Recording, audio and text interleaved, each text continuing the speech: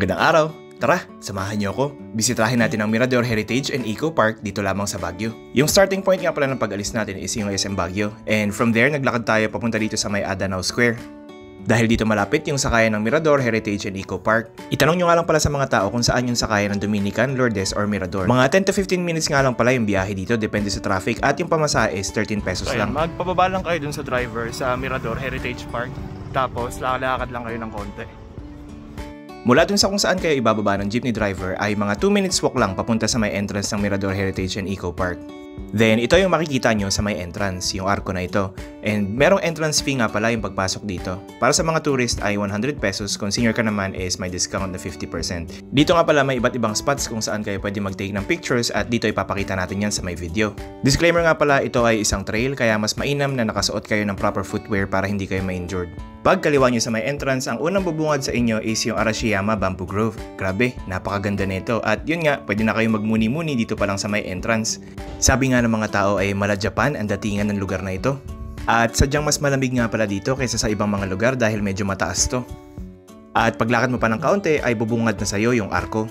At sa pagpasok mo ay bubungad na sa'yo yung mga bamboo trees. Napakatahimik dito at napakapayapa. Napakasarap din magmuni-muni. So pag nagpunta kayo dito, medyo ingat lang. Tapos siguraduhin nyo na tama yung footwear attire nyo kasi medyo matatarik tsaka madudulas yung mga bato. Iwas injury kayo dapat. Wear proper attire, okay? Pag exit mo naman dun ay makikita mo tong San Jose Eco Trail. Paalala lang ulit ha, medyo intensive tong pag-akyat kaya medyo nakakapagod talaga siya. Sa pag-akyat nga pala ay may mga mini stops kung saan pwede kayong kumuha ng magagandang pictures at magaganda yung mga background sa mga lugar na ito. Pag umakyat ka pa ng konti, makikita mo na itong Holy Family Bell of Healing and Health.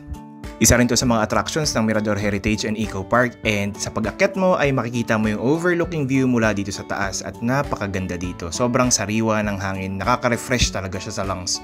Pag umakyat ka pa ng kaunti, makikita mo na yung Las Flores Moon Gate. Ito isang mini stop na naman kung saan pwedeng kumuha ng aesthetic pictures. At pag umakyat ka pa ng konti, dito mo na makikita yung Blue Moon Gate. Dito naman pwede ka mag-picture kung saan yung background mo is yung Baguio, hindi lang mga puno at hindi lang mga tao. At kapag umakyat ka pa ng konti, dito mo na makikita yung Mirador Hill Peace Memorial. Dito kailangan mo ng konting pasensya dahil maraming taong nakapila para magpa-picture. Sa may likod nito, andito na yung Lourdes Grotto.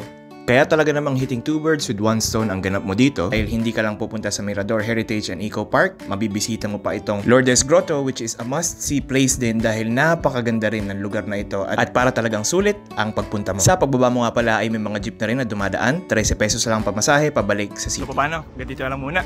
Like and follow para palagi kitang kasama. Hanggang sa muli. Paalam!